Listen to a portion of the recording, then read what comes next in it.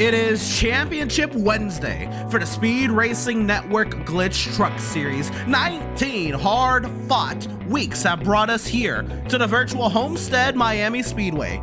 I am Emerson Arden. I have my good friend and colleague Will Tiller alongside myself in the virtual booth this evening, and we are excited to be bringing you live coverage from virtual Homestead, Florida for the Glytch Truck Series season finale here on the iRacing.com motorsport simulations platform. And Will, tonight's race is what everyone just wanted a chance to have in tonight, and 5 drivers do have that chance to walk away $500 richer. Will, how about it? Oh, just that $500 that you talked about makes me so excited up here in the booth. I'm antsy to get that green flag dropped in the air. I mentioned it last night. Drivers sized up for those championship rings. We had 5 absolute dogs go at it last night. Of course, Matthew Greathouse with early incident. With that exception, we had 4 out of the 5 guys finish inside of the top 5. Emerson, I'm looking for the same thing here tonight. It's going to be an absolute shootout for that championship after a 20-week-long season here. It all encapsulates here tonight at Homestead. Absolutely, Will. Last night, we had an uber competitive final few laps between 2 teammates. We could have that again tonight. We had 2 out of the Tank Racing stable, out of Balliet and Reese Schaefer. We have Dean Brummett out of the JBR stable. We have Ryan Johnson out of the Pilot stable, and Brad Herman rounding out our championship 5.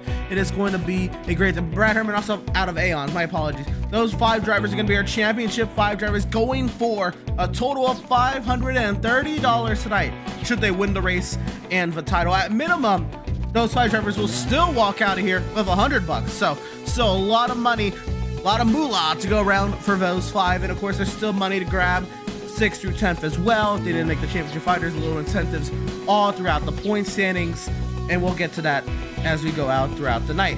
Again, the Homestead-Miami Speedway, a very, very fun, unique mile-and-a-half racetrack here once again in virtual Homestead, Florida, and qualifying is coming to a close, and so we're going to have our starting lineup up on the screen momentarily as the session ticks over, and we do have our starting grid now set. Let's go through it. Our Week 20 Speed Racing Network Glytch Truck Series starting lineup for the final time this season. We have championship drivers Reese Schaefer and Dean Brummett on the front row.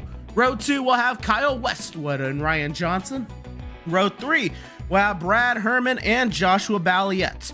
Row 4, we're going to have Gabriel Ellison, Brian McAvoy, and rounding out the top 10, we'll have Michael Sturgill and Logan Truitt. Will? Next row, we have Timothy Latham in that 5, and a driver who really put on a performance last night in that series, the 5 Truck Series, Connor Cunningham will roll off 12th. 13th position will have Tyler Markle in that 42, Wayne Hoser in that 61, 14th position here tonight. Michael Pilatus in that 77 will roll off 15th, Landon Cardillo in that 31, 16th, and rounding out our field here tonight is Sean Jessic in that 29. And so that is how the 17 drivers who showed up tonight will roll off the grid. Now we do have about, let's give it 60 seconds, Will, so we can quickly talk about the team championship coming into today's race, Will. And tonight, much different story than last night, Will. Very, very tight up atop the team championship standings. Only 20 points. That could flip tonight. If Aeons can bring the heat tonight to Tank Racing, Pilot 123 back, it'll take a lot of heavy lifting, but there's a possibility Pilot could get themselves launched into that team championship fight as well. Will, and taking a look at these team standings, any thoughts before we head into our final race of the season with it? Yeah, an absolute flip-flop from what we saw last night, where Threat Level Midnight had that team championship all but wrapped up before the green flag even flew. We have 4 teams here tonight that legitimately have a shot at that team championship. And Emerson, we saw it last night, the teamwork was a big aspect. We had 2 guys going for the individual championship that were still thinking about teamwork in the back of their head. So watch out for that here tonight. Even those non-championship drivers will all be in the fight. They all want to be a part of that team championship at the end. You know, JBR Racing, Pilot, Aeons, Tank, they all have a chance to be the overall team champion, and that's something that's very, very motivating for a lot of these drivers. Absolutely. We'll transition back to the formation lap here, Will. 5 drivers, 1 can take home $500. Who you got? I got to go with Dean Brummett in that 66. His performances he's been putting forth this season. Of course, Joshua Valiette could be one of those guys as well. But the 66, I think, has just been very, very consistent, confident in his abilities. Here tonight's going to roll off in the front row. We saw it last night. You start off in that front row. You hold it down. You go wire in this race. Watch out for that 66. Ryan Johnson would be my pick out of that championship 5. And so the iRacing.com safety vehicle is going to make that hard left-hand turn into the safety of pit lane and a field of 17 Speed Racing Network Glytch Truck Series vehicles roars to life here in South Florida.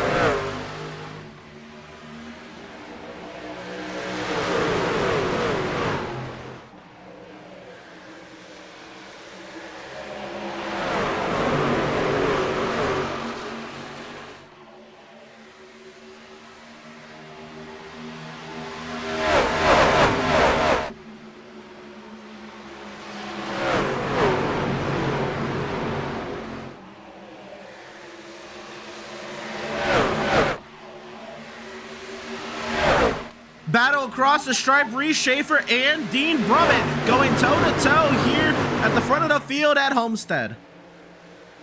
Very competitive so far. We saw this last night, line switching all over the place early on in this race. The top 2 guys are single file, but it's an absolute hornet's nest behind them here down the backstretch. But right on board the 17 machine as Schaefer as he watches the 66 trying to inch his way. You saw those moves last night. It's going to be to the inside. Not too many passes to the outside of this racetrack. You can build a lot of speed up there, Emerson, but you want to get to the low side to make those passes to across that start-finish line into 1.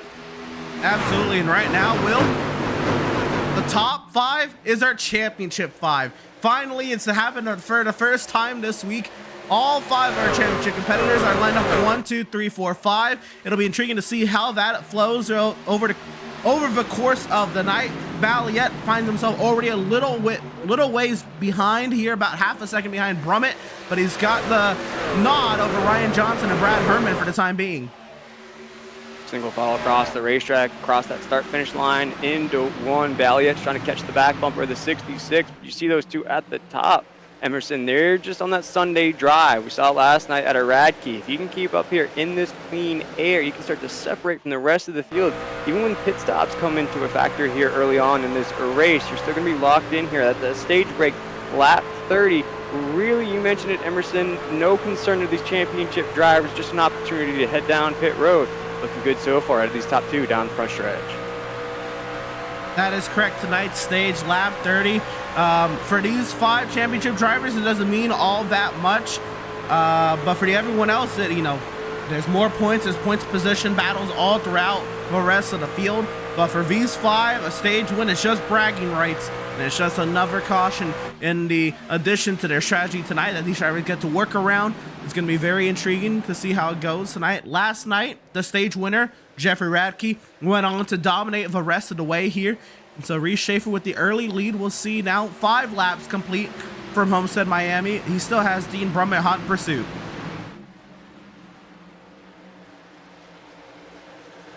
Looking good so far there. Johnson, your pick there in 4th. Herman in 5th. Ellison 6th. Westwood 7th. Sturgill 8th. Cunningham 9th. Truitt would be our top 10 here. As you look at just outside of that top 10, there's a lot of moves for the spots. McAvoy's trying to look to the inside of Latham in that 5 machine. The 35 is now pushed up the track there. Truitt holding down the top 10 so far. An absolute hornet's nest right there as they squeeze together down the front stretch into 1. Yep, all the battles still going on here in the thick of the field, the midfield, if you will. Right around that, 9th, 10th position is where all of this battle goes on. They start to single out a little bit. Now Cal Westwood under attack from Michael Sturgill in this battle for 7th.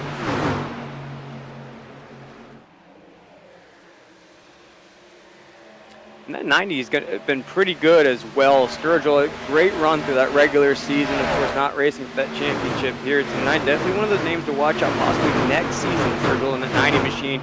Right now, comfortably inside of that top 10. But you look at, we have a 3-wide battle behind him for that 9th spot. And Cunningham is in this mix. We saw the run he had last night. Could he duplicate that here? Rocking that 48 into 1. As Kyle Westwood hits the wall, cutting him down on the inside. Truitt trying to send it up the middle, side by side now in this battle for Ave. Cunningham trying to clear up off the corner, not clear yet as Westwood keeps his nose in there. They'll be side by side down the front straightaway. Westwood, Cunningham, side by side. The 35 machine of Truitt's going to look to the outside, going to try to rock that high line and try to get around these guys. As the 28 of Cunningham will throw that block on the 48 of Westwood, will go single file into 3 and 4. But the battle for the lead sure is heating up as the 66 of Dean Brummett had that nose right up the back bumper of the 17 of Schaefer. As we're down the front stretch here, I see these two really going to be going at it the entire race. Emerson, as they have just about a second lead on Joshua Balliet for 3rd and 4th of Johnson. Yeah, they were really close entering turn number 3. That's why we flashed back up there, because I thought potentially there could have been that pass or the title lead. But we'll jump right back to the battle. Cunningham did get clear of Kyle Westwood. Cunningham up to Ave now. Truitt putting a little block on Westwood there. Truitt going to the inside of the 28. Truitt, he's trying to eat up these spots like Pac-Man here tonight to the inside of the 28. He was lingering on the top side lane. He's very fast up there off of 3 and 4, but the rest of the racetrack, you lose a lot of speed. We heard it out of our top 3 finishers last night. You do find speed up there, but it puts a lot of wear on that left side tires. It really builds up all that pressure. And you might have some speed early on in this race, but the rest of the field goes zooming by you. Here, oh my goodness gracious, as the 35 of Truitt is trying to hold it down. There goes the 48 down pit road of Westwood. Could be some early issues for him. Yeah, Westwood, he pounded the wall down in 1 and 2. He is now down on the flat. He's on the access lane, heading back to the pit lane now. Kyle Westwood, unscheduled pit stop for the 48 machine. He's going to head down to the attention of his pit crew, and he's going to pull it in one of these early boxes. That might be it for the 48 machine. And that is day done. First retiree in this race, the 48 machine of Westwood decides to call it a season. Parks that truck down pit road. Back to the action though. Joshua Balliet trying to hold off that 3rd position from Johnson in that 38. And I gotta say, even if these guys don't win this race here tonight, Emerson, they do take home the best paint schemes of the night, in my opinion. Yeah, it's hard to miss them with these purple trucks. Balliet with the lighter purple, and Ryan Johnson going for more of the midnight purple vibe. Both of these trucks, very beautiful schemes. The premium member truck for Ryan Johnson out of Pilot, the Tank Racing Berg Arts machine for Balliet out of Tank Racing. They duel it out for 3rd. Bradford Herman finds himself a little ways back. He's about half a second back, and Ryan Johnson's still up here in the top 5, but is starting to get that door knocked on by Gabriel Ellison behind. Now, Gabriel Ellison behind him is a teammate, but, you know, at some point, you know, he's got a race for his own race as well. And so if Herman ends up holding up Ellison, we'll see how long that could boil over. And I think that's one of the most exciting points of this race. Of course, we have 5 guys that'll be racing for $500. That championship, you want to be the champion. Here, you want to have that championship ring or championship belt, whatever you fancy in that sense. But you also have that team championship that's very, very close. You know, those guys that aren't in that championship hunt, they're going to be scrapping it out. They're going to be trying to hold down these top 5 positions, these top 10 spots. They want as many points to count towards that team championship as possible. I think that's why early on in this race, you're seeing so many battles for spots. You're seeing ultra competitiveness out of these guys. You're also seeing a bit of patience, not really pressing the issue too much in this race, but they know what's at stake for that team championship. Looking off the roof, Balliet's truck, Ryan Johnson right there. We're already halfway through stage 1, and Balliet might be feeling the heat here from Johnson. Johnson might be getting ready to make a move. Sizing up the 7 truck all over the tailgate. As they head down to turn number 1, Ryan Johnson there in 4th. You can see behind also Herman having to fend off teammate Gabriel Ellison. So a couple points of contention here. And Emerson, as we ride on board with Balliet here in the 3rd spot, as Johnson thought he had a run, but Balliet closed that door quick, fast, and in a hurry. Are you surprised by the separation we're seeing early on in this race? Of course, Schaefer and Brummett are close to one another. Balliet and Johnson are close to one another as well. Then you get down to Ellison, though. That almost goes to 2 seconds from the leader. Herman's 2 seconds. Our 10th position, Cardillo, is almost 4 seconds away from the leader. Does that surprise you early on in this race? Not necessarily, as we're side by side now in this battle for third. I believe this happens over time, especially now 17 laps into the run.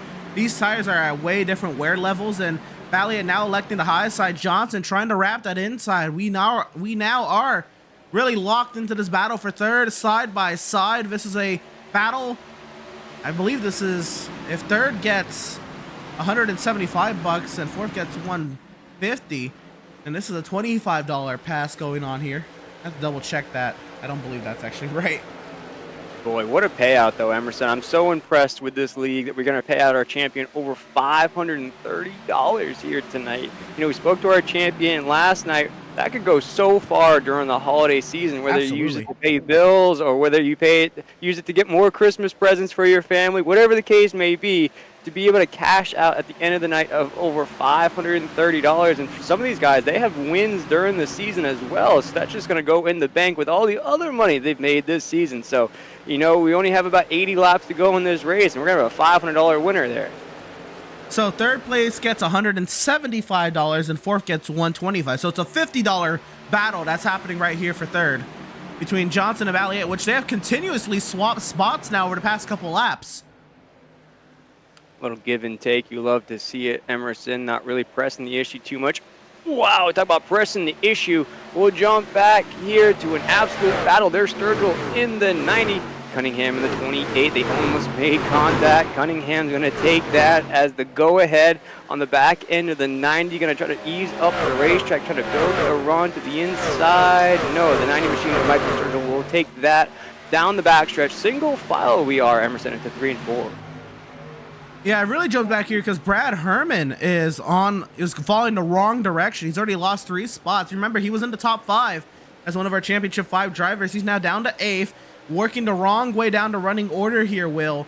Getting passed not only by his teammate Gabriel Ellison and Michael Sturgill, but also Cunningham working his way up the running order as well. And Brad Herman maybe has already found the limit of his tire wear and is just trying to nurse it home. But now under attack for Brian McAvoy, Herman is in danger of falling outside the top 10 here very soon. And if we could stick with Herman in this 85, you see he prefers the high side of the racetrack. And I mentioned that early on in this race. That's a very fast area of this track. If you can ride that momentum off of 3 and 4, you can almost beat anybody on the exit. But the only problem with that, Emerson, is if you stay up there, those tires are going to basically shred to death up there. And you're going to lose so much speed. And you see Herman, he's not coming off that high side lane at all, even though he's got McAvoy in that 79 to the inside. Going to take that spot right there. Going to think about it. Going to go side by side here down the backstretch. But you see Herman's just going to have a problem with keeping that speed all around this racetrack. You are absolutely 100% right, Will. There's a lot of speed to be had on that high side, but that high side can also wear your tires out about 30% more than if you were to run the inside and out 3 wide. Here with one of the Championship 5, Cardullo backs out of it, but nearly a 3 wide moment, and Herman continues to hold station here in 8th somehow, fending off a hungry crowd of McAvoy, Cardullo, and Truett. And it's getting really tight for the top spot. Brummett all over the tailgate of Schaefer once again. And that's Herman's worst nightmare, too. See multiple trucks to the inside. You can't even get down to the low side if you wanted to. So Herman definitely in a bad spot. But as you mentioned, we'll jump back up here to the leaders, and we'll look at that again. Herman just trapped on the top side. He's got guys pushing him on the top side as well.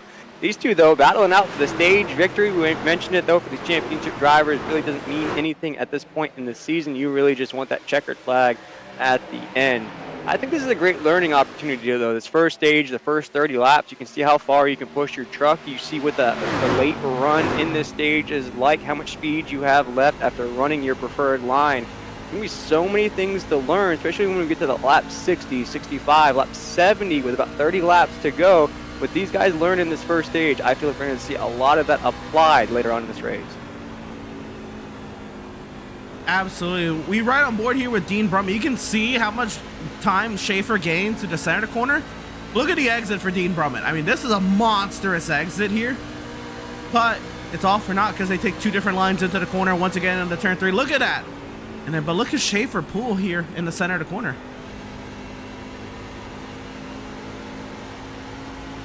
Yeah, see Brummett's on the top side trying to ride that momentum off of 4. Schaefer just has that low side locked in. He's touching the white line with those tires. He's riding it back up the racetrack on the exit. to block the run out of Brummett. Just a perfect line out of the 17. You see how low on the racetrack he is, but he'll swing all the way back up, throw that back bumper in front of the 66. So no matter what kind of run Dean Brummett has coming off those corners, he's going to meet the back bumper of Schaefer every single time.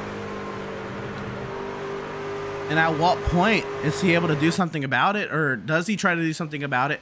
Right now, very cordial. Still, you know, well, on a 100-lap race, we're only 25, now 26 laps complete as we work lap 27. We're only a quarter of the way through. No need to make any aggressive moves now, especially with the stage coming up. That's not a matter of points. It is, again, first to the finish line at lap 100, or should we have overtime past lap 100? But, you know, for now, how long can you run up to someone's tailgate and then not pull out the pass? You know, how do you stay disciplined in a battle like this? I'd love to hear from Brummett after this race to know what he's thinking like right now. I think for me, Emerson, some of the things that are jumping out here 28 laps into this race, just to reference last night's race again with Jeffrey Radke, he really started to check out. He was racing this race solo, no pressure until about the last 5 laps or so of this race. Reese Schaefer can't say this 28 laps into this race. Oh, here we go. Brummett absolutely been on the back bumper, and here he goes for the lead into 3 and 4. Brummett takes Schaefer's line into the corner. Schaefer has no choice but to run Brummett's line, and they're going to be side by side out of turn number 4. Schaefer reclaims the race lead. 2 laps to go in stage 1. Oh, they say offense scores points, but defense wins championships, and Reese Schaefer is playing the best defense here early on in this race. An excellent block to go from the high side, low side, throw the block. Dean Brummett switched up lines on him, tried to throw him off a little bit. Reese Schaefer said, this is still my lead into 3 and 4, looking like it's going to be my championship unless you can knock me off this top spot coming off of 4. Reese Schaefer still leading the way with 2 laps to go, stage number 1. Off of turn number 4 now, 1 lap to go remaining in the stage, and Reese Schaefer has played it beautifully to this point. Can he fend off one last hoorah out of Dean Brummett as Brummett runs that high side? He's going to get that run down the back. We'll see if there's a send. Into turns 3 and 4, there's battling deeper inside the top 10, and we'll recap the stage top 10 as they come across the stripe into turns 3 and 4 for the final time. No real move out of Dean Brummett. Schaefer back down to the bottom side, and off of turn number 4, Reese Schaefer is going to win stage 1 here at Homestead over Brummett, Balliet, Johnson, Ellison, Cunningham, Cardulo over McAvoy, Sturgill, and Tyler Markle, the top 10 will. Brad Herman did fall outside the top 10. And what really made me nervous as we were coming off of 3 and 4 there, it looked like Dean Brummett may have lost that truck for just a split second. I saw him drifting way up the racetrack, almost made contact with the topside wall. It almost looked like, too, when we exited 4, he did lose a lot of speed. So I'm not sure if there was a little bit of an issue into 3 and 4 that caused him to go way up the racetrack, but it just didn't look like the same line he'd been running the rest of the race. Yeah, absolutely. That was very intriguing there. I did notice that too. Looks like maybe the tire was just getting to him. But as they come across the stripe, it is Reese Schaefer, the stage 1 winner. They're going to come around now, and pit lane will be open to the field. 16 trucks still running. The 17 starters. Kyle Westwood, the only driver out of the race, and it's Reese Schaefer, the race and championship leader, as the field works their way around the banking here at Homestead-Miami Speedway. Pit lane is open.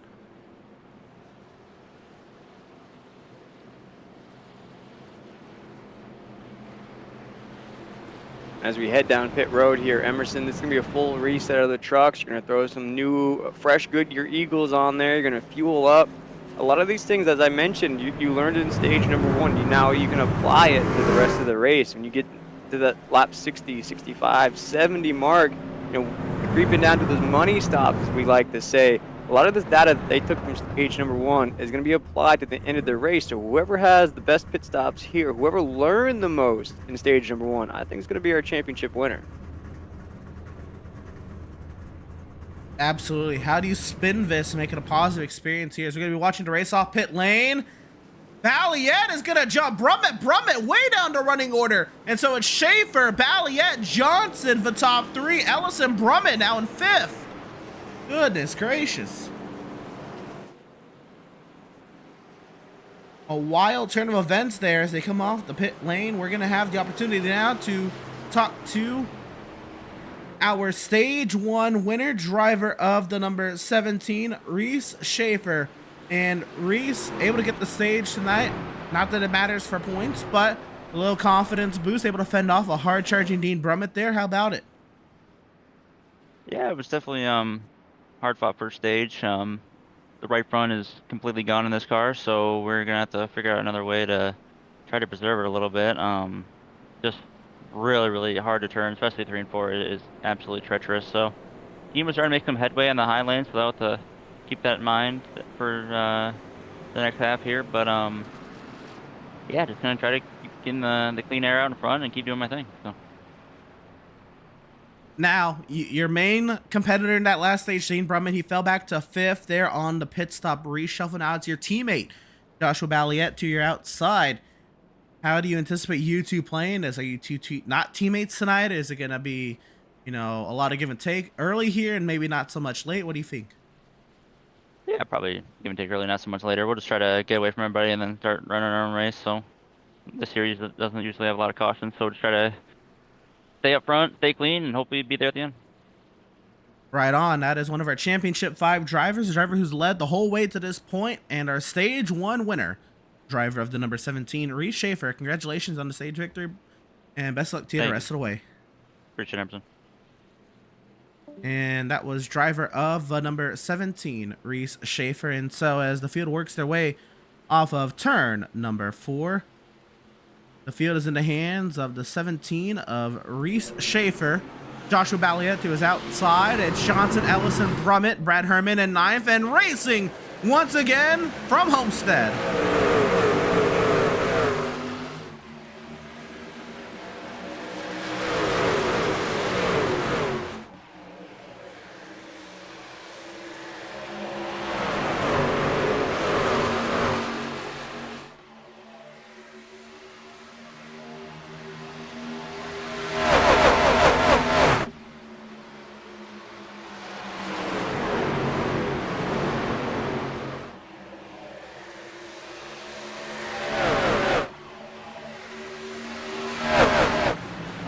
It's Reese Schaefer out in front of Balliet, and now the battling here, Ellison and Johnson doing battle here for 3rd. Ellison, again, trying to play a little playoff spoiler.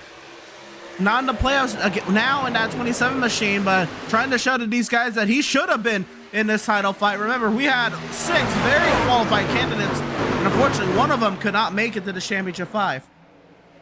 Yeah, Emerson, one of the things that jumps out to me is I talked about the stage 1 pit stops and who's going to have the best pit stops.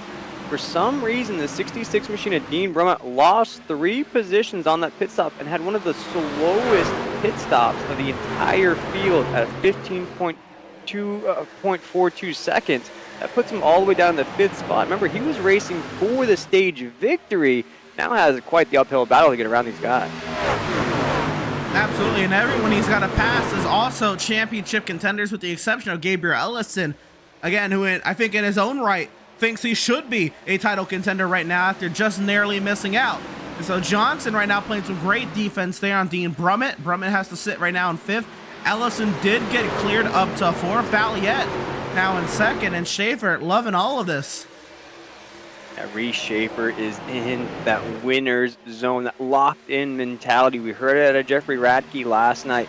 Once these guys get in this clean, open air, they have that focus.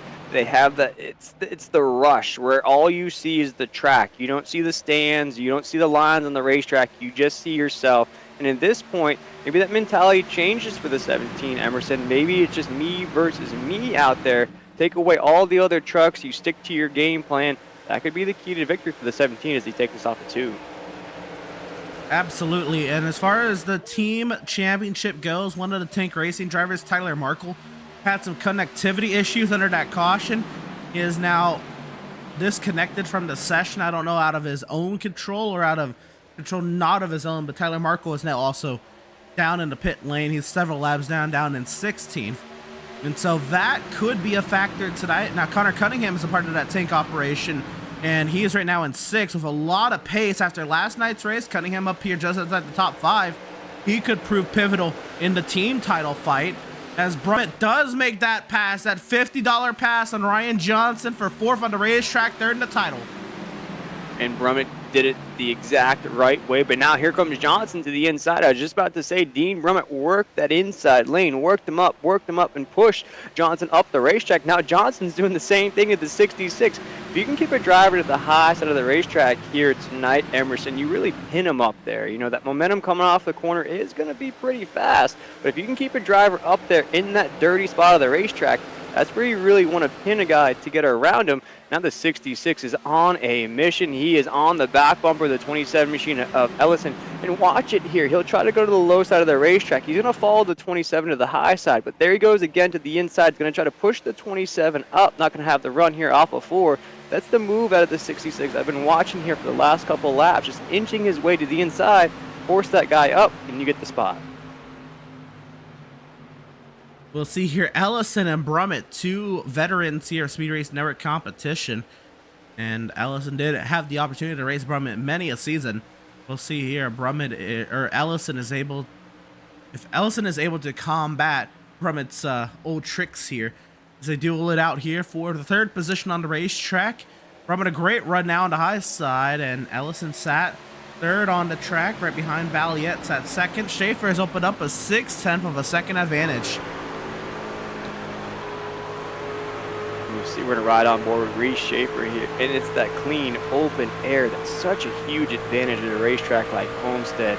You have nothing to worry about, especially if you don't feel any pressure from that 2nd place driver, Joshua Balliette, who's an excellent driver in his own right. If you can't put any pressure on this top guy can just tick away the lap after lap after lap, and eventually it's going to get too late. But boy, this is very nerve-wracking here for a second. You got Ellison, you got Balliette, got Brummett in the mix as well, and they almost went door to door with each other. This is getting pretty feisty right here for the 2nd spot. Yeah, Balliette's under a lot of fire here, playing defense now. Ellison trying to fend off Brummett as they are side by side in lockstep formation in this battle for 3rd. It's Ellison down to the bottom side, Balliette down to the bottom side. Brummett has no choice but to stay on the high side and see if he's able to keep rolling up on the 27 machine and nearly into the wall, but they continue on, and Brummett clears Ellison out, dives down to the inside of Balliette. Oh my goodness. Wow, what a little 2-for-1 move there out of the 66 of Brummett. I thought he was pinned on the top side. No, he just found a new gear in that truck. He swung from the top side, went to the inside of the 7 of Joshua Balliette. 2-for-1 BOGO special. But watch out, folks. He's been out under pressure from Joshua Balliette in that 7. He tips his cap, said, great move, man, but I'm going to take that spot back as they're door-to-door off of 4. Side by side now for a 2nd in the title fight, and this is a $75 move as Brummett clears up to 2nd past Joshua Balliette. And again, I cannot fathom how he thought that move was going to work, but it did. I can tell you how it worked, Emerson. Dean Brummett was the fastest truck on the racetrack last time by. Ran a faster lap time than our leader. Reese Schaefer ran a 33.47. Our leader ran a 33.58. So Dean Brummett is absolutely rocketing around this racetrack. Interesting development here, Will. Damage on the right rear quarter panel of one of our championship drivers, and Brad Herman. Look at that. That's a little damage. That's maybe hitting a not having the rear view camera and hitting a parking pylon type of damage there to the back bumper. Yeah, but he's now in the thick of the field, and this is going to be intriguing to see how, if he is able to recover, how he compares with his other championship competitors. This is a very fast racetrack, one that does depend a little bit on the aerodynamics of your race vehicle, and so it could be intriguing to see how Herman is affected later on.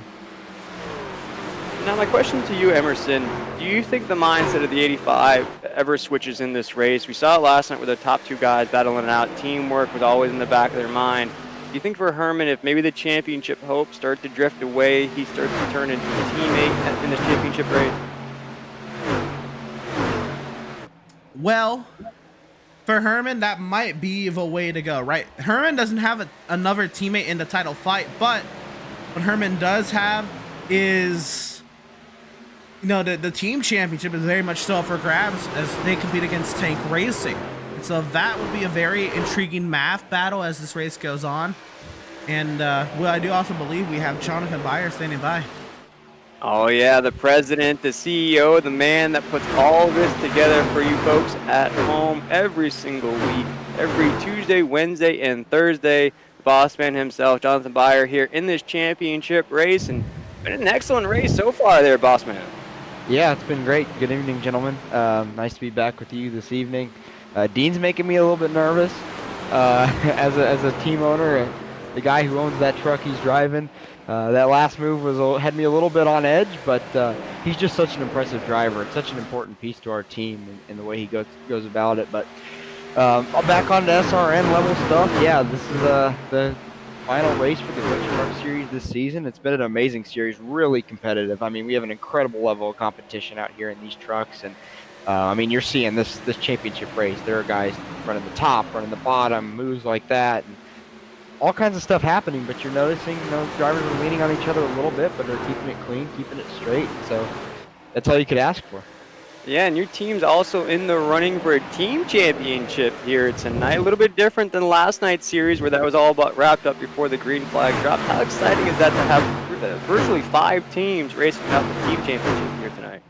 Yeah, then that's what you want to see. I mean, we talked about last night how SRN kind of prides itself on having that team aspect involved and how heavy of an influence that is and how many of the drivers, you know, value that greatly. I told the story last night of Season 2, Speed Racing Network. My team, Jonathan Byer Racing, we took home the team championship. And to this day, that is our greatest team accomplishment to this point. I mean, we've won 7 races in the last 3 seasons. You know, that doesn't even shake a stick at how hard it is to get your whole team on the same page, finishing really well with at least 3-year drivers for 20 weeks. It's an incredibly hard thing to do, so we're glad we can be in it, but it's also crazy to see how close some of those top teams are in it. Think that we've raced 19 races up until this point, and they're that close. Yeah, looking back on this season, this is essentially the A trucks, the next step up from our Tuesday night league. And looking back on this season, what are some of the things that really stand out to you? You just mentioned really the competitiveness, the teamwork that we've seen all season. But we saw some incredible races as well. Yeah, I mean, we've seen guys go out and dominate races. We've seen Valiet at the road courses put on a clinic. We've seen Dean kind of do the same thing at the 1.5 miles. And so everybody's got their little bit of specialty, and they've just taken the wins where they could get them. But, I mean, just think that the cut line came down to a 1-point difference. I mean, that's just the level of competition. So the biggest takeaway I'll take from Season 5 of the A Truck Series is just the level of competition, how tight these guys are from front to back on the field, and how well they race. I mean, everybody out there on the track is still within 6.5 seconds of each other, pretty deep into this run. So that just goes to show how these guys are and how competitive they are and what great shows they put on every week. And talk about competitiveness, looks like Joshua Balliet's trying to get to the inside of the 66 to Dean Brummett here with Johnson fall along in that 38, getting very, very feisty up here inside of this top.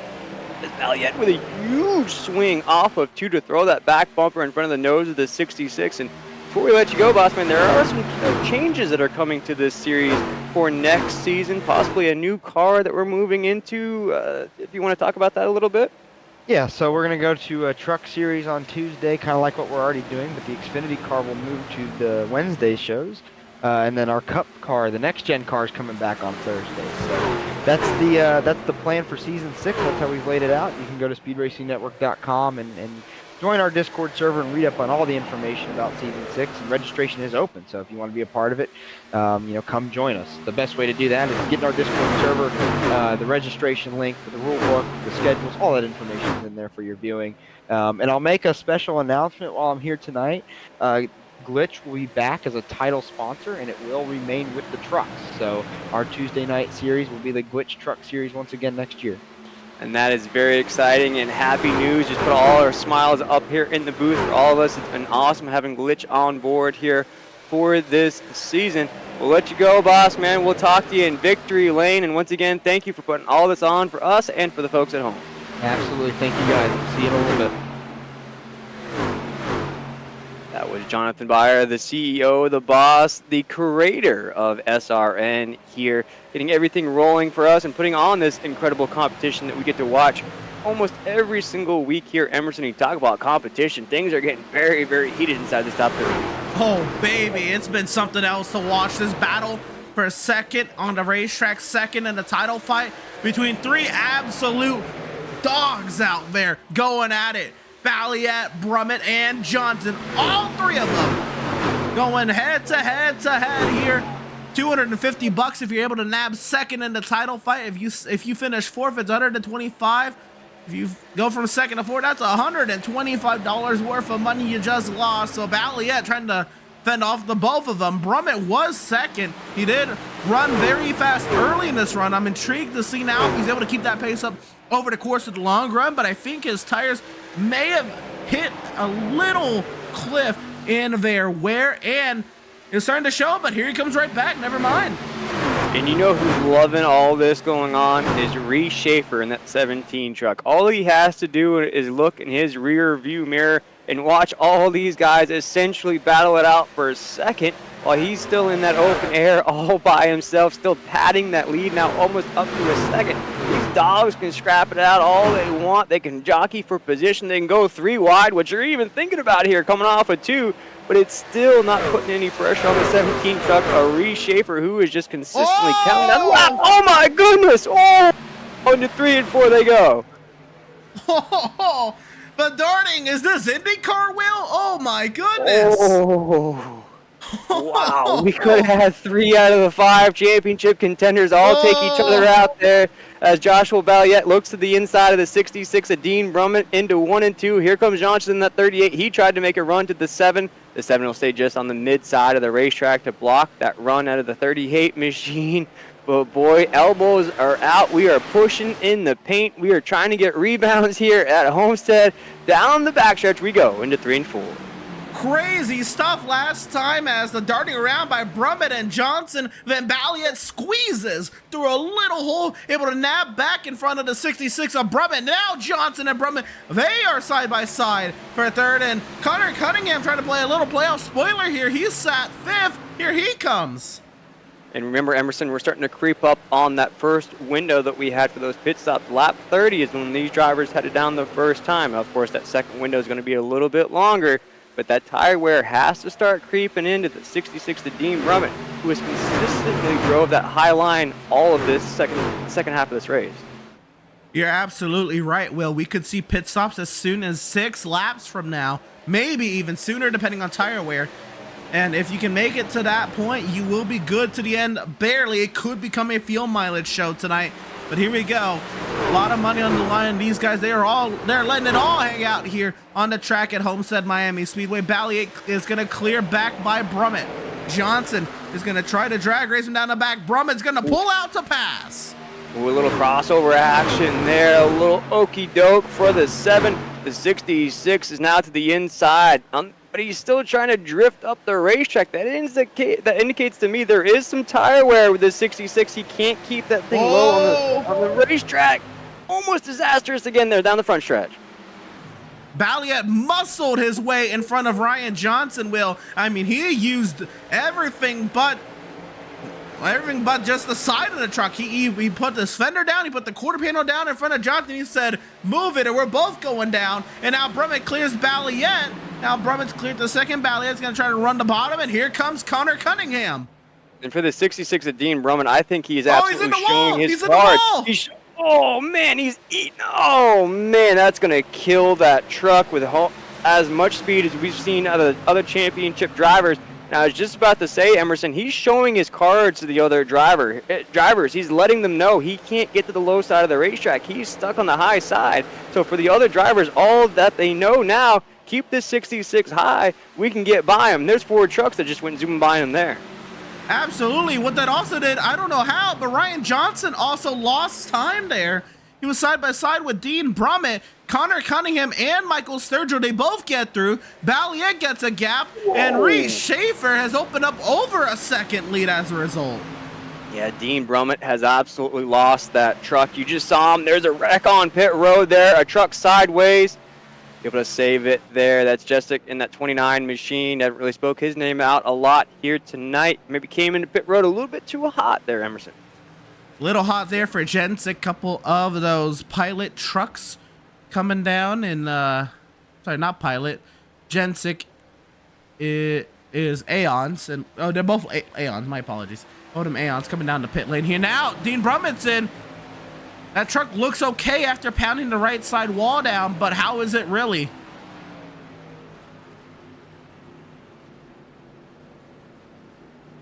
Brummett, Ellison, McAvoy, Politis, they are in. Latham, Jensic, they have pitted. And now how long do the drivers on the racetrack stay out? Watch as the leaders are still out here. Essentially, Here comes Schaefer. Our top 10 there goes our leader. And here comes our top 10 down pit road. A few guys will stay out. Looks like Johnson will stay out. Connor Cunningham will stay out. The rest of the field, though, down pit road. Logan Truitt, Lane Hoser will stay out. Brad Herman. These are guys that were running on the tail end of the pack. But our leader's now down pit road. Yep, Schaefer and Balliet, they come down the pit lane. Herman is staying out. Johnson, as he said.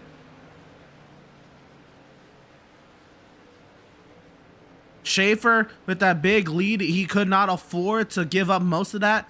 So he comes in the lap after. Brummett comes down. Now Ryan Johnson coming down. Oh, boy. Ooh, a little hot there on the pedal. And Herman. That's our championship 5.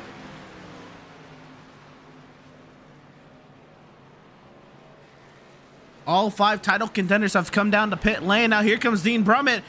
As Michael Politis has had a moment. He is stopped on the front straightaway. He's gone for a slide. And there's a battle for the theoretical race lead between Schaefer and Brummett. There's Brummett, and Schaefer jumps out in front as the leader, Connor Cunningham, comes down. The only disadvantage... Oh, baby. Oh, man. Tokyo drifting down pit road there, Emerson. Big slide there for Connor Cunningham. Now Lane Hostler and Logan Truitt, they have stayed out. But Schaefer gets out in front of Dean Brummett with 1 lap fresher tires. Balliet is now the 3rd driver in the theoretical reshuffle. Ellison is 4th. And so we now await Truitt and Hostler to come on down. As we watch the Yahtzee reshuffle of the field, as I like to say, Emerson, everything's going to get filtered out. I'm looking at Dean Brummett down pit road, lap 66, Reese Schaefer down lap 67. For the folks at home, how much of a difference is that 1 lap, if anything? Well, right off the bat, it's not a massive difference. It starts to show a little later, especially when you put yourself in this position. Now, Schaefer has the fresher tires, and he has the clean air, or the cleaner air. He doesn't have to stress out. He doesn't have to compromise his position. Brummett has the older tires, and he's going to have to feel he has to act now so he can put more stress on those tires. So it's almost a mental game.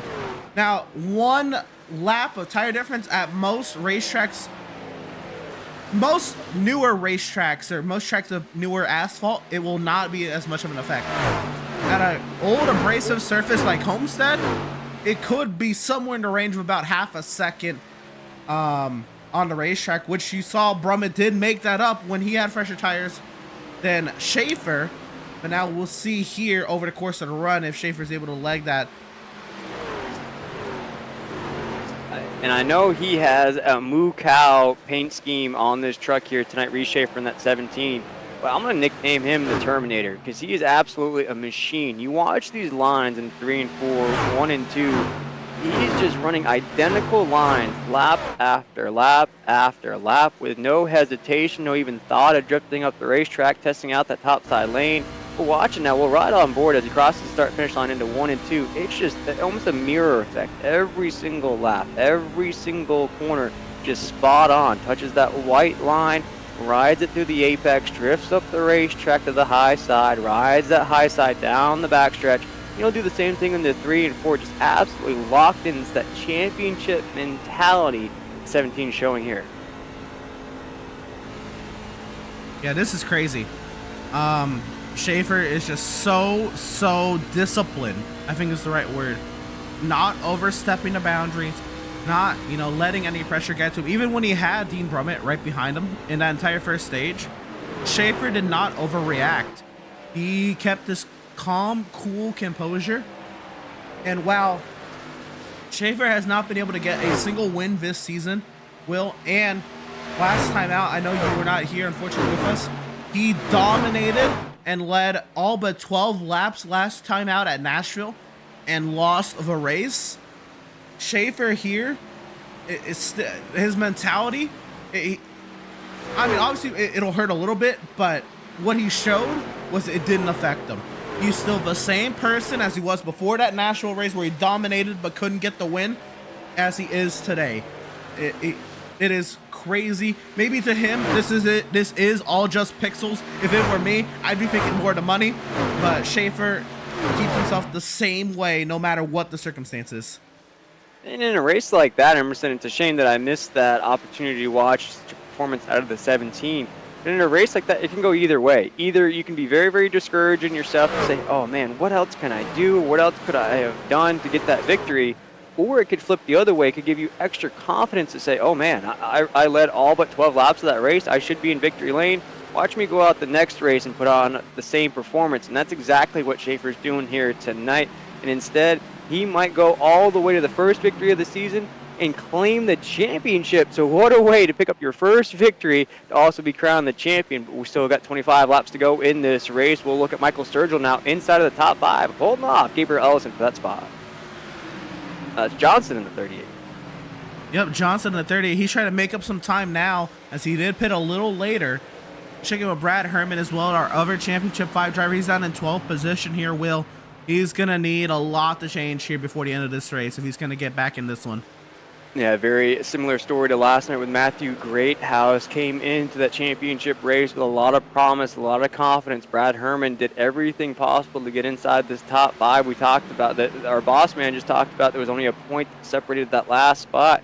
Brad Herman did everything he could do to get to this position, but unfortunately, early race issues looks as though it will cost the 85 a shot at the championship.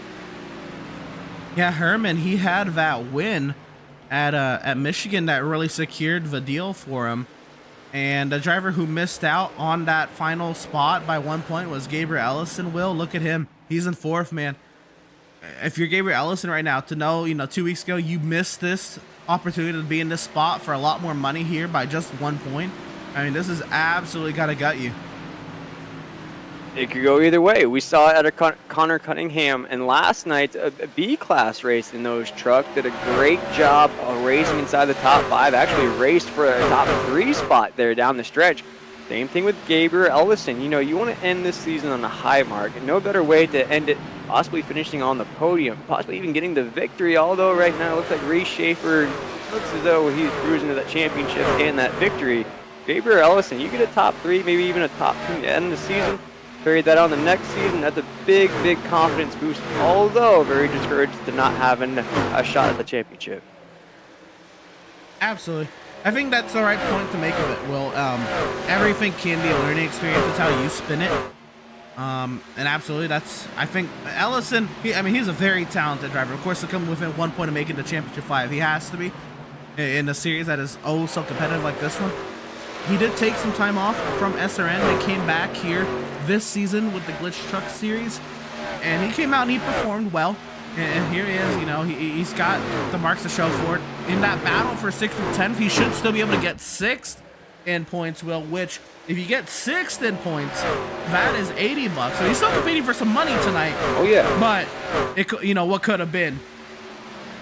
Absolutely, but as I mentioned, you can take some money home, put it in your pocket. You finish just outside of that top 5. Only 1 point separated you from that championship 5. I've seen drivers that get closed out from that championship run, come back the next season, and they're the top dog. So they took all that discouragement, all that letdown, they used it as motivation. The 27 machine Gabriel Ellison could be one of those guys next season to watch out for.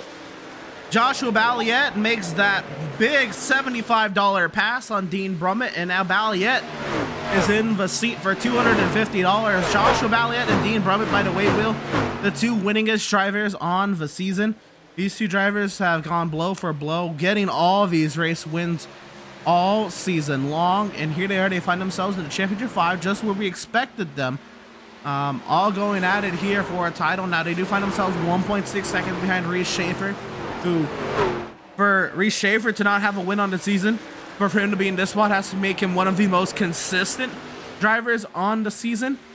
This is, something else. The two winningest drivers here going at it blow for blow. We saw them, before the pit stop, also going at it with Ryan Johnson. I mean, some great, incredible battles going on. And what a story that would be for the 17er, Reese Schaefer.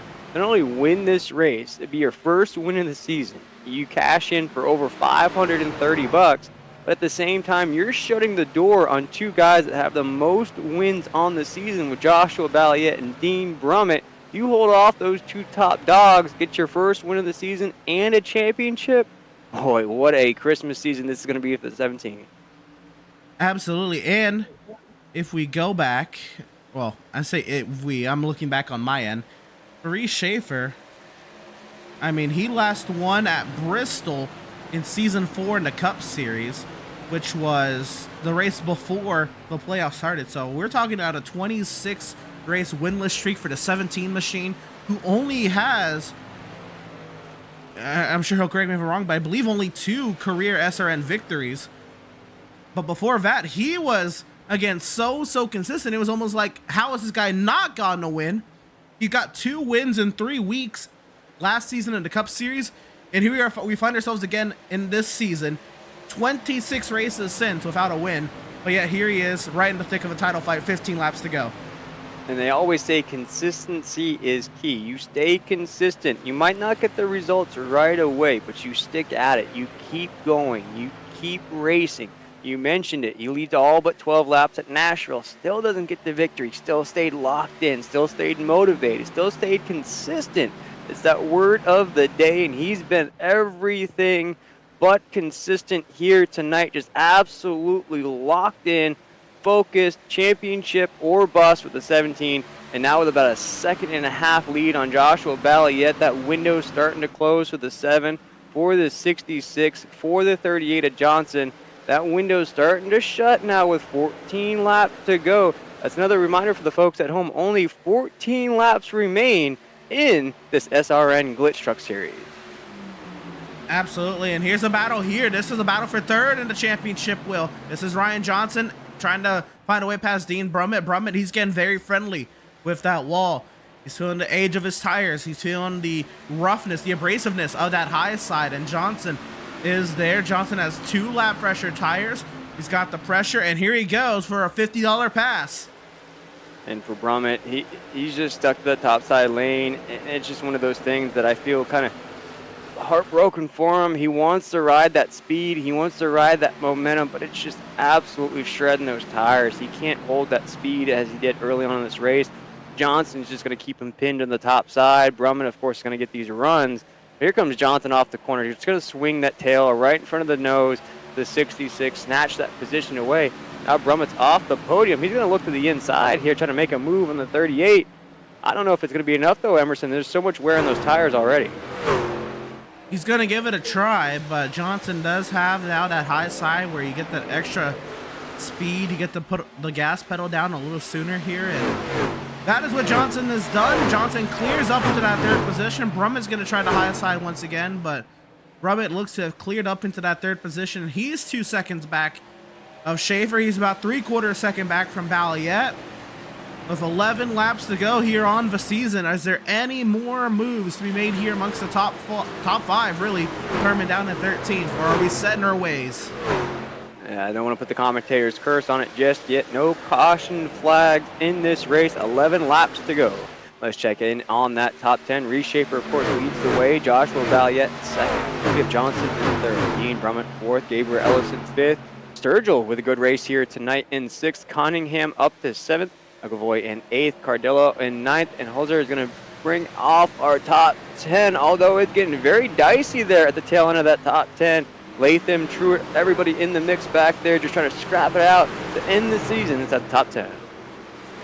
Yeah, but we got Connor Cunningham here, he has had a great run the last 2 nights, really. But here he is now, 7th in the A truck race. He was a little higher, but he pitted very late here, Will. Now trying to, re-emerge here with 3 lap fresher tires and 2 lap fresher tires and Sturgill directly in front and 3 lap fresher than Ellison ahead. Trying to fend off McAvoy here as well. Cunningham, 9 laps to go. He might have an opportunity at the top 5 here before this one's over. And I'm also watching lap times out of Balliet and Johnson. I just noticed. They're a lot faster right now than Schaefer, our leader. So this could be an opportunity. You see the interval on the left side of your screen if you're watching along with us here on Facebook or YouTube. It is slowly but surely starting to drip just a little bit. 9 laps to go. You really got to hammer it down there if you want a shot. The lap time starting to show just a little bit of wavering out of the 17. That's right, Will. It was 1.3 seconds. The gap once Balliet cleared by Brummett. It's now 1.1. So a couple tenths. It's nothing to sound the alarm yet if you're a Reese Schaefer fan or a Reese Schaefer supporter. Which I know he has a bunch of friends and family. I know he's got co-workers all watching. Schaefer trying to get it done on, the coattails of a 26 race winless streak and trying to get only his 3rd career victory here in SRN. Dominated the race to this point, looking to just seal the deal here tonight, as he was unfortunately not able to do 2 weeks ago. Was passed with 4 laps to go by Ryan Johnson at Nashville. Here he is again. He's reopened up that gap. Well, maybe he was just toying with us. Maybe he was trying to make it a little interesting, but he brought it back up to 1.3 seconds.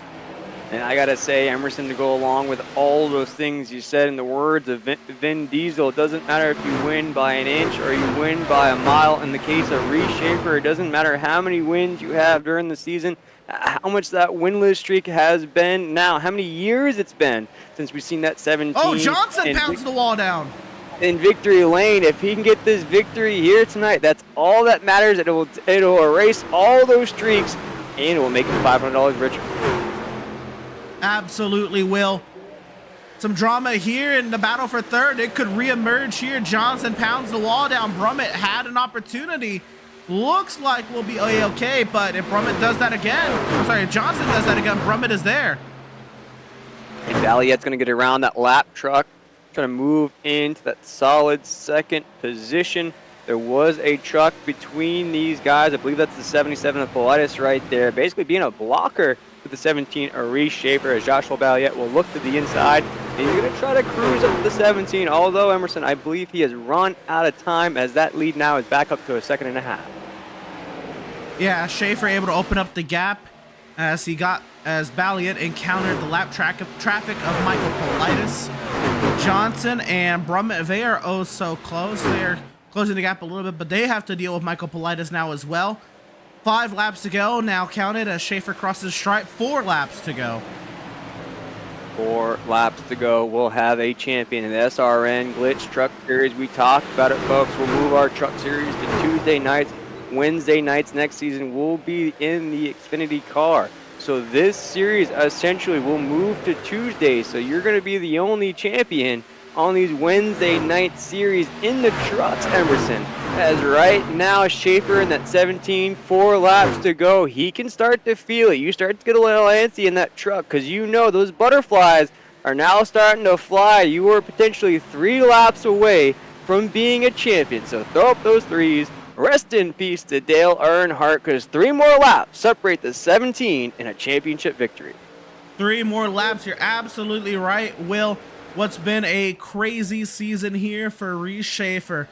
Again, dominant on so many levels in so many races. Oh, so fast, week in and week out. Yeah, we talk about him on a 26 race winless streak. As he comes out at turn number 4, he is now 3 miles away from snapping it. A little bit of a wiggle coming off of 4. That's all right, though. You can tell he's very excited behind the wheel of that truck.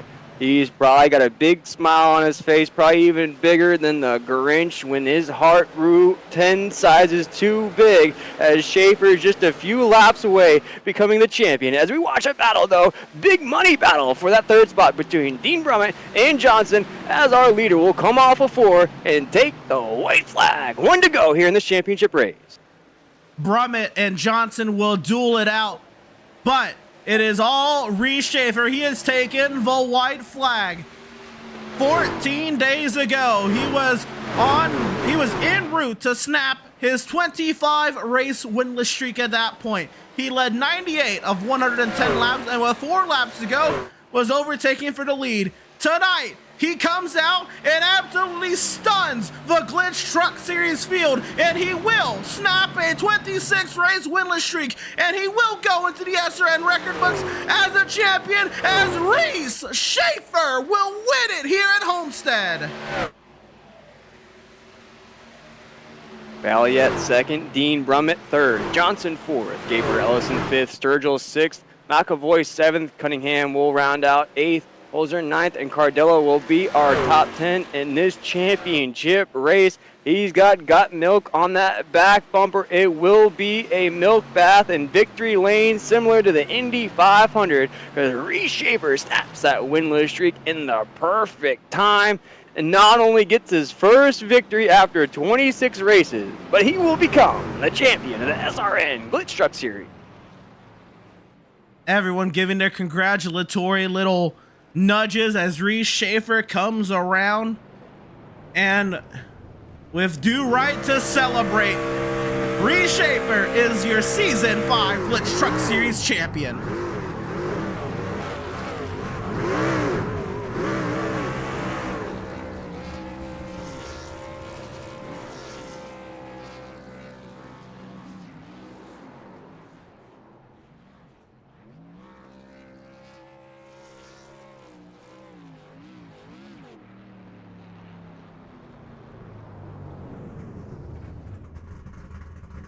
And rightfully so. Yep. I was going to say, Emerson, as he parked that truck on the start-finish line, not only did Reese Schaefer take home the championship for himself, but I believe he may have also clinched the team championship for Tank Racing. That's going to be very intriguing. We'll wait for how the math plays out on the team championship side, but Reese Schaefer will pull it to a park, and Reese, I know, we're great friends, man. I've been giving you hell the past few weeks on this 26 race winless streak, Reese. But you come out when it matters most, you get it done, you snap the winless streak, and you are now leaving tonight $530 richer. Reese Schaefer, how does it feel not only to be a winner this season, but the champion?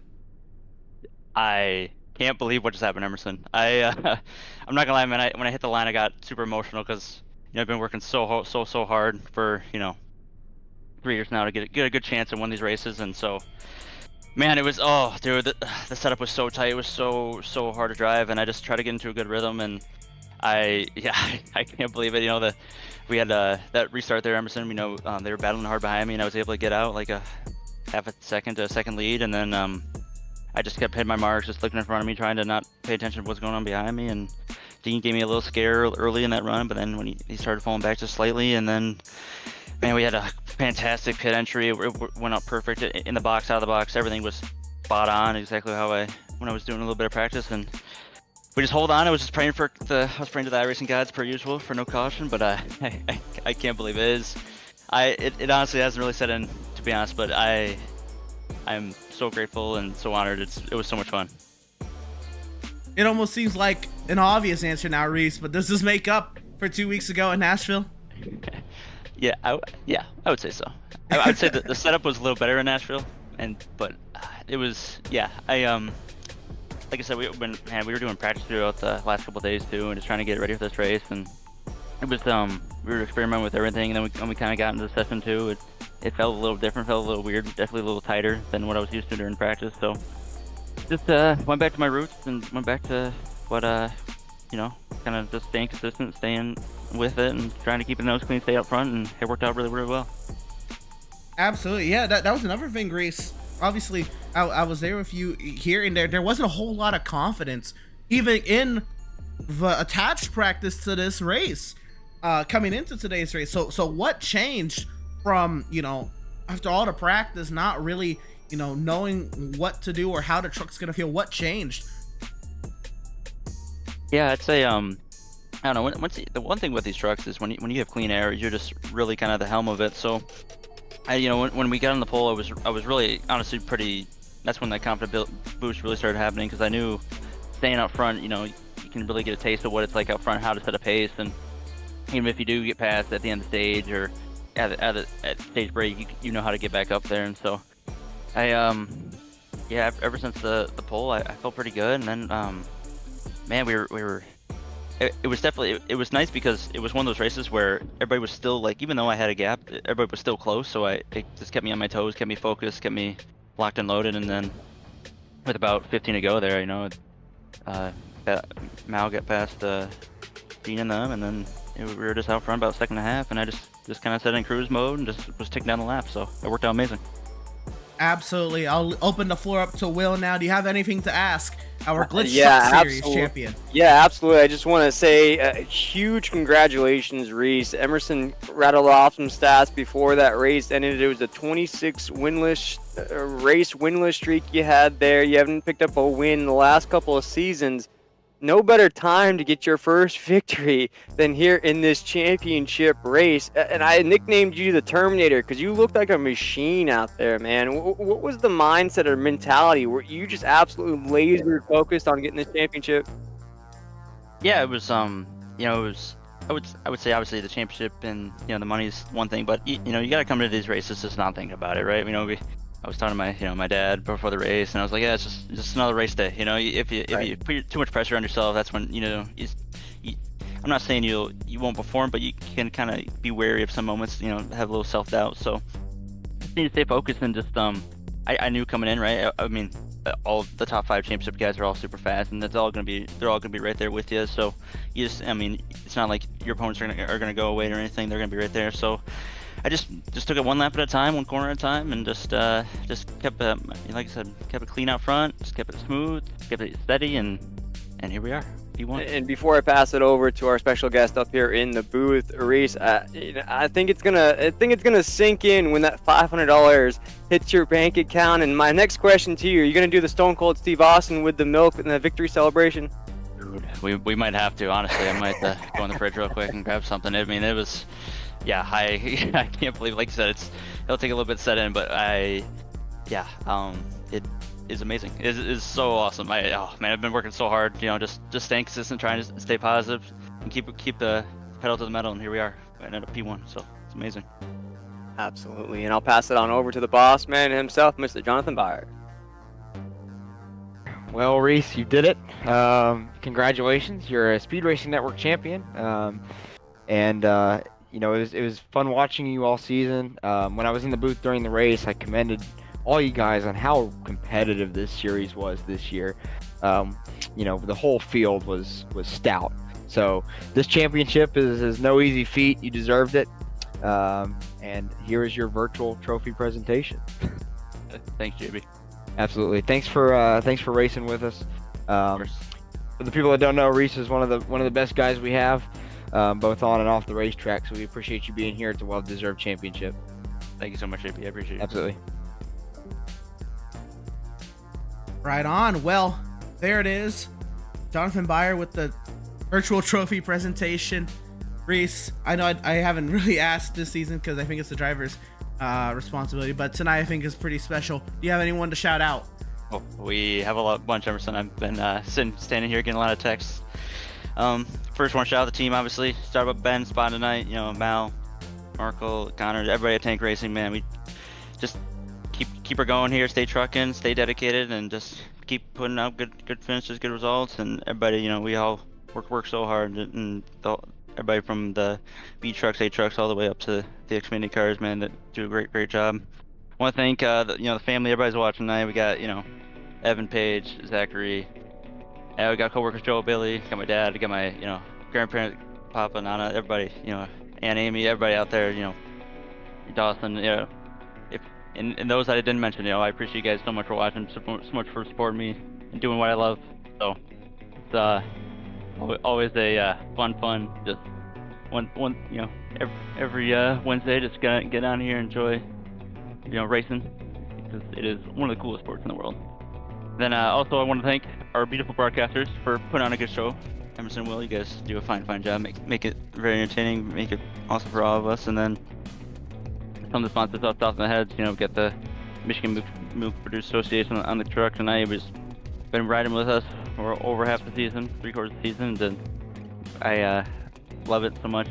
Everybody enjoys the paint scheme. And then 100 on Anesthesia, Burgard's Designs, Invader Sim Designs, RJ Basic Designs, all the sponsors here at Tank Racing, we appreciate it so much. And yeah, we are champion. That is a very odd thing to say, but I will try to get used to it the best I can.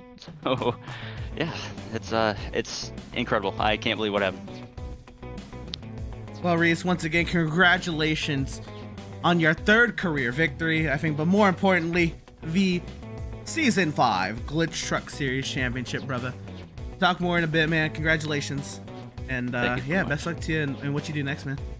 Yes, sir. Thank you, guys. I appreciate it so much. Have a good night. Congratulations, Ben. Thank you. There was driver of the number 17, Reese Schaefer, our Season 5 champion. Will, you'll be standing by with 2nd place finisher, his teammate, Joshua Balliet. Yeah, going to catch up here with the 7 machine. Joshua Balliet going to come up just a little bit short, but did rack up some big victories during this season. Actually, the boss man talked about how he dominated the road courses. And Joshua, I know you're going to come home 2nd here tonight. Really put forth an incredible effort, finishing 4 spots from your starting position here in this race. Take us through this race and take us through what was a very great season for your team. Yeah, the race was the truck was pretty tight, so it was kind of rough to get someone to pass. It was just Reese, when we were practicing, he was quite a bit faster the whole time, and I'm just like, once I saw that I was pretty quick as well, I was like, yeah, Reese is probably gonna run away with that, and most of the race he did. But shout out to my boy Reese, he deserves it. He one of the fastest guys. Well, I know, probably in terms of pure talent, he's probably the fastest out of any of us at Tank or any of the friends group. So I'm just proud to see finally that showing out on the racetrack. Yeah, we're still waiting on word to whether or not your team, Tank Racing, took home the overall championship. And in an individual sense, how important was that battle with the 66 at Dean Brummett for you to finish 2nd? And I believe that increases your payday overall in that championship as well. Yeah, just trying to secure the team 1-2 and just trying to get the best finish I can out of it. I wasn't really looking forward to this race since it's Homestead and it's not one of the greatest tracks for me. Surprisingly, the setup being bad and really tight played, I guess, a little bit better. If it was a better handling setup, this probably would have been really super speedway racing, but since it was tighter, people were down on the bottom and having to really roll the corner. So I was just trying to get the best effort I could out of the race. So whatever I got out of it is what I got out of it. And Emerson mentioned during the broadcast too, you're one of our top win leaders this season, you and the 66 at Dean Brummett. What are some of the things you can look back on this season and maybe apply for further iRacing events that you race in, or some of the things that you've learned that maybe you can apply for next season as well? Most of the wins and all that really, were to say, it didn't matter to me as much because those are tracks I necessarily know I'm good at, I've practiced at. I know I'm good at the road course short tracks like Sonoma, Richmond. It's just trying to take every league race at 1.5 miles and those big tracks like 2 mile and try and get better and better at those each time I race them. So that's pretty much the goal every time in a league season, see how much I can improve at the stuff that I'm not as great at. Well, I gotta say, it was an absolute pleasure calling your races this season. The clinic that you put forth on the road courses, you showed us a tutorial on how to get that done. Is there anybody that you wanted to thank or shout out that has been supporting you this season, or any sponsors that have been on board with you in this incredible run? They come home 2nd in the overall standings, but it has been a great season for that 7. Burger Arts, especially since he's my boy. He's been on the truck the whole season. You can find him on any social media. Tank teammates, Markle, Devin, Reese. Good luck to the Xfinity team tomorrow. Seth, Max. I know Seth's not in it, but he probably still wants to get a good finish, and Max to get the title for us, and Reese on the title. Absolutely. Well, for all of us here at Speed Racing Network, want to congratulate you on a fantastic season. You finished second overall after 20 long, grueling weeks. Mr. Balliet, we appreciate you taking the time. Have a great holiday season. Enjoy that payday you're going to get from that second overall, and we can't wait to see you on the track soon. Thank you. That was the 7 machine, Joshua Balliet, our second overall finisher, not only in the race, but in those championship standings. But I believe, Emerson, you're catching up with a man who left it all out on the track, tried everything he could, even bounced off that topside wall a couple of times to get some more speed out of that 66 machine. You're catching up with Dean Brummett. Absolutely. Well, I am bringing up driver of the number 66, a third place finisher on the season here, Dean Brummett. And Dean, you had a lot for Reese there early. What really happened over the course of the race, or what happened on that pit stop that kind of set you back? I tell you what, it was. I think about everything in this race that could have won it for me tonight was within the first 30 laps. I know that right before the green flag pit stop, I got in the wall just a little bit from some aero tight, but I mean every bit of it came down to the first 30 laps. I mean, having the pole and the clean air was absolutely huge. I mean, I felt like I got such a good jump on the green flag. Thought I maybe had a chance to clear Reese in that first lap, and just never could get it done. And then just kind of had to keep clawing at him, and almost got back to him at the end of the stage. And then when I went to pit, my crew chief didn't have the spotter countdown turned on. So when I went to get in my pit box, I stopped a little bit short and went from restarting second to restarting fifth, and then had to fight to get back up to second. And oh, cool, that was awesome. We were starting to gain, but just because of how much I had to run tires and run the wall early, it burned up stuff there. And I mean, it was behind the 8 ball all night long. I know I finished third, but I felt like I was the second best truck all night long. And just want to give a huge shout out to Reese and to everybody who made this championship 5. Reese, Josh, Ryan, Brad, awesome job from everyone. Awesome job for all the drivers this season. But it's frustrating, man. You go through such a long season and come down to this one race, and you practice, and you just don't even have a chance. But such is racing sometimes. And like I said, you learn the aero game, and if nothing else, at least it was fun and entertaining, I feel like. Absolutely. Especially there in that second stint, all three of you, Balliet, Johnson, and yourself, all over each other, making, darting moves like IndyCar kind of, darting around the racetrack kind of moves in these trucks. I know, obviously, you were kind of seeing Reese get smaller and smaller out the windshield as it goes. What's going through your mind in that moment? Any move there, that's a $125 swing between second and fourth in the title. Yeah. Coming down to the end there, it was wild, because when we made green flag pit stops, I was sitting there and I had planned to pit about 2 or 3 laps later, and Gabriel Ellison called out. He was behind me that he was going to pit, and I had just gotten into the wall a little bit from, like I said, just some aero tightness in there in entering 3, and almost got me and Ryan in trouble big time there. But I decided to go ahead and take the tires there, and I thought maybe if those guys stayed out in a lap or had a little slower stop, because I really felt like I got in and out of pit road good, but just thought maybe that tire difference wouldn't matter. But that one lap was ridiculous. But all of a sudden, with like 6-7 laps to go, suddenly I'm the fastest truck on track again, and trying to chase down Ryan Johnson, and managed to get around him. Couldn't get back up to second, but at least managed to make a little more money out of it. Like you said, we were throwing some haymakers, and I don't know how their mentality went, but mine basically said I was making $100 to start this race one way or the other, and I might make a show out of it, trying to make 500 in the process. There you go. Dean, again, it's been a great season. I guess you can talk about the season real quick as well. One of the winningest drivers on the season. I think second only to Balliet in wins. Great season for you. Started off amazing for you as well. And then as it went through the season, you picked up a couple extra How was the season for you overall? And then the number switch, I know it was for Bobby, but to you to be able to close out the season the way you did. Yeah, I mean, it was a fun season. I mean, started out strong with 2 wins, and you know, had some ups and downs. I mean, some very dominant races, and you know, some that you know, not so good. I'll still die on the hill that road courses aren't real racetracks, but hey, who am I to judge? But you know, just it was weird. You know, a lot of momentum early, got to the playoffs, and everything just kind of went a little funky there in the middle, and you know, making it into this final round by 1 point. You know, it's like I said, it's a long season.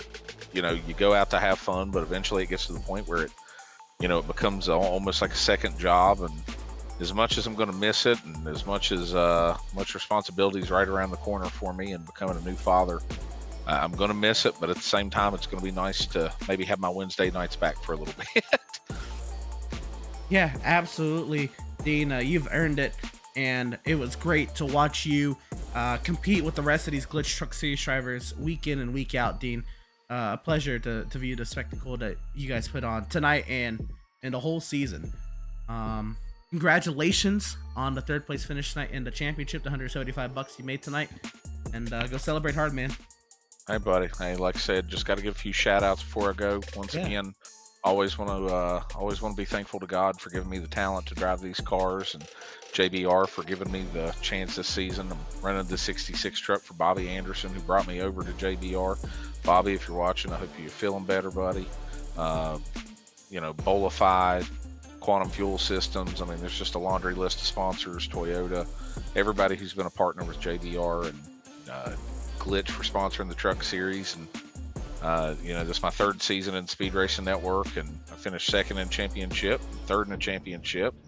Maybe one of these days we'll get one of these things. But guys, we appreciate everything you've done this season. Awesome job. You guys have yourself a great off season. Absolutely, Dean. You too. You as well. You know, and best luck to you as you move on to the next stage in your life as well, man. Hey, thank you, buddy. Have a great night. Absolutely. And that was driver of the number 66 and our 3rd place finisher in the championship and in the race there, Dean Brumman. You saw it there in the little slow-mo during the interview. It got a little crazy there for the end as well. So I do want to, we'll watch the results here in a second, or in a bit as well, Will, but I do want to take a look back and see that battle between himself and Ryan Johnson for that final lap, because that was something else between these two. We'll look at it here.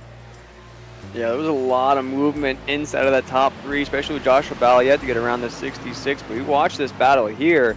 Brumman knew what was on the line here. He talked about it. He was making $100 either way, taking this green flag. He did everything he could to hold on to that podium spot, and Johnson just tried to leave it all out on the racetrack. Watch as they head into 3 and 4 how tight this is. Yeah, check this out. Look at Johnson. The send of the season for Johnson. He wanted to clear up in front of Dean. He kept his foot in it and whammo into the wall. But wow, what a move. Oh, he expected the 66 to be there, maybe even making contact with the 66, but the 66 had that move locked in the entire race. I think that was maybe the 5th or 6th time we watched that crossover move out of the 66, so no worries. And you watch it here, Johnson with a huge run to the inside. 66 just had that crossover move just so locked in the entire race. He'd seen that move out of these drivers all race long, so he knew how to basically counteract that move for the 66. That's just a championship drive, although not the champion. That's just the type of racing we've seen out of him all season long. Absolutely. We'll get one more look at it here to send into turn 3 by Johnson. I mean, he kept it pinned. I mean, that thing is still spooled up, trying to get all the horses out of her and into the fence. But man, what a try. Just the car length behind there, Dean, at the end. And of course, we do have some race results to take a look at tonight, and so they appear up on your screen. And how about it? Of course, it is Reese Schaefer getting his 3rd career Speed Racing Network victory in what was a wild race here at Homestead-Miami Speedway. Great battles up and down the running order. Joshua Balliet comes home second. It's Dean Brummett finishing in the third position. Ryan Johnson finishes fourth. And Championship 5 hopeful coming into Nashville 2 weeks ago, missed it by 1 point in Gabriel Ellison.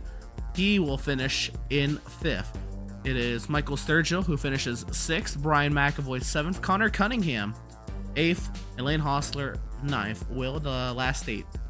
Yeah, Logan Truitt, great season out of the 35 machine. He's going to finish in the 11th spot. Timothy Latham in the 12th.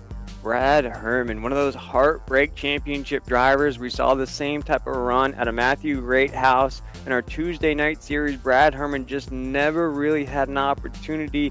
Always an uphill battle. We saw the damage on the back of that truck. Unfortunately, he's going to end the season in the 13th position.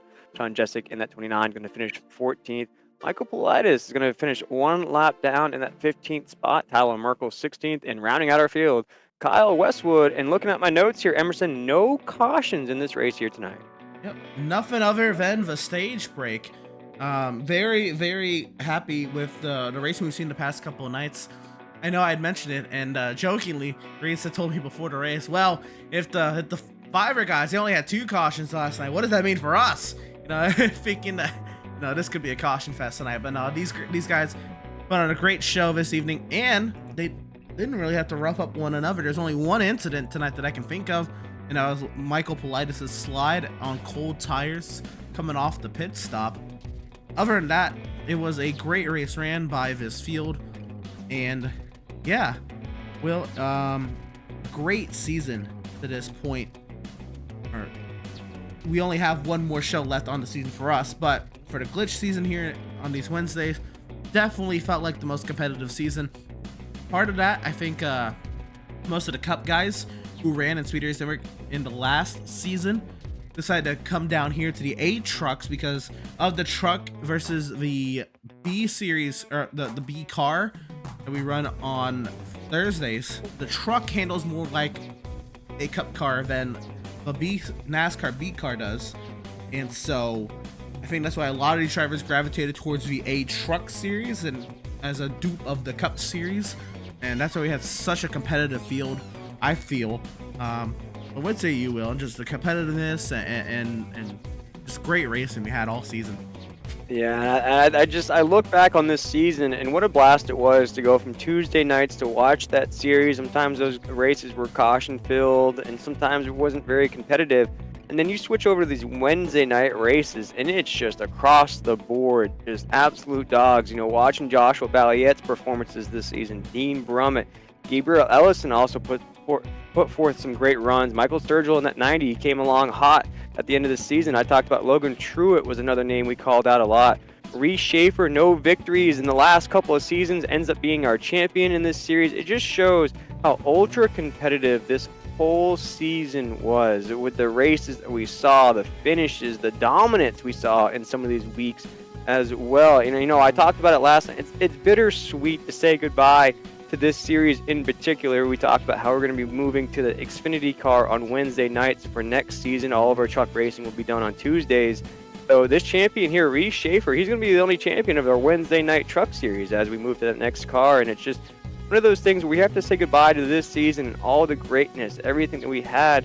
But it's also encouraging to look at next season and what these names are going to look like. Are they going to be racing in that Tuesday night series? Are they going to switch over to the Xfinity car on Wednesday nights, or even will we see them in the next gen car on Thursday nights? So it's a shame we're going to lose some guys in the process. Once again, congratulations to Dean Brummett being a new father out there. So he's got some big responsibilities outside of the racetrack other than just iRacing here. But it's just, you know, I said last night, it's a congratulations to our champion, Reese Schaefer. Also, congratulations to our team champion yet to be announced. It's also just a big congratulations to the entire field. You guys stuck it out. You raced a 20-week season through all the holidays, through everything that could come up in real life. You stuck it out. You raced it out. Even for those non-championship drivers, they showed up here tonight. They still put forth a great effort. So hats off to them. Round of applause for everybody who competed in this series, everybody who raced here tonight. And one heck of a season, man. And just a huge congratulations to Reese Schaefer as our champion. Absolutely. As far as the team championship, while it hasn't been official, I will assume with Tank Racing already coming into this race with a points gap, and they get 1, 2, and 8 tonight, when Aeons, I think, only had one driver inside the top 10. That should be enough in itself to solidify a team championship for Tank Racing as well. So that would be another couple $100 for the team championship as well. And yeah, it's been a great season to this point. Of course, we couldn't have done it without all of our partners here at Speed Racing Network.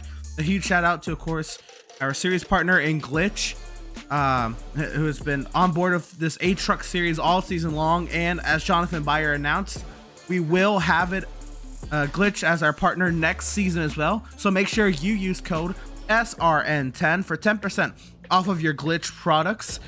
Admin Box, of course, has been on your screen all evening long, and of course our starting good presentation presented by Admin Box. Make sure you use code SRN-box, that's BOXX, for 10% off of your Admin Box purchases. Butt Kicker, we did not hear from them this evening, but they have been our commercial partner all season long here at SRN. You cannot do it without all the support from Butt Kicker.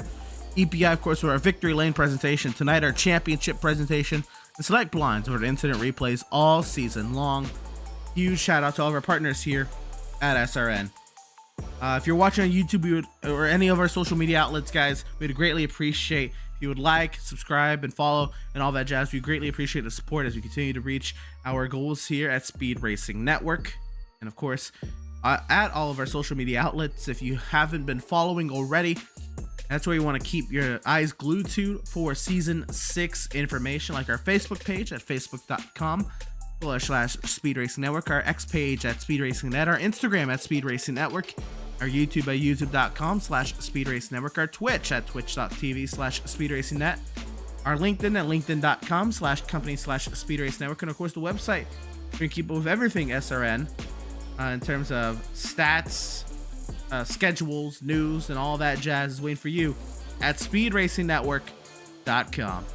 Before we go off the air tonight, Will, we do also want to re-show our Xfinity Series schedule for next season, Will. So that coming up on the screen now, there it is.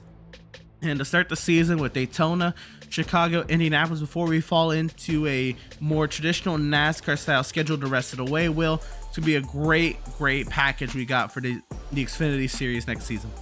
Yeah, tough, competitive schedule right here. I just love how these schedules have been formed for these next seasons. You know, you have some of your traditional racetracks in Atlanta. You know, you look at Talladega in the mix there, Texas, Dover. Then you got some wrenches in the mix there. You know, right after Vegas, we go to Bristol, Road America, Richmond. That's 3 weeks in a row. And you look at those playoff races. We're going to end the regular season at Kansas. Then we go to the Lady in Black at Darlington, Homestead there in the first round, Charlotte, Iowa, and then the championship races at Nashville. I love how we end the season in the Music City. It's just going to be one heck of a season, folks. If you're a driver out there, still time to get signed up for the season. If you're a fan, we invite you to go ahead and hit that like, subscribe button to stay up to date with everything that we got coming down the pipeline. This season is going to kick off in just a few weeks, Emerson. Folks, better get ready.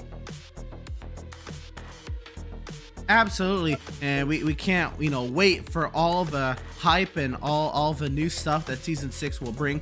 Of course, it's not too late to sign up for the Speed Racing Network 6th iteration of racing. We will have a truck series, a NASCAR B-Car series, and a Cup series.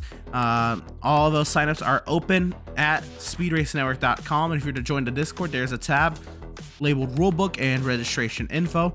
There for you. You can already see if a driver is signed up and all that jazz. So if you plan on competing in Speed Racing Network next season on any night, Tuesday night, Wednesday night, or Thursday night, in the respective Trucks B Series and the Cup Series, head on down to speedracingnetwork.com for any other news or anything else, and then jump into the Discord where everyone else is, the General SRN Discord, and you'll be met with all the information you need or people to help you out should you need any assistance. But Will, any final thoughts before we close this deal out tonight? Now, just once again, I want to thank Jonathan Byer for having me up here in the booth. It's been an absolute blast with you all season. We want to thank those sponsors, as you mentioned, Admin Box, Butt Kicker. Just that one heck of it. I wouldn't call it an upset. He talked about the practice. He talked about the consistency. Reese Schaefer, man, the underdog that could. I don't think anybody may have picked him to even win this championship or have a shot. gets his first win of the season in the championship race. What a Cinderella story it is for that 17 machine. I just want to wish everybody a happy holiday season coming up, and we'll see you all in a couple weeks.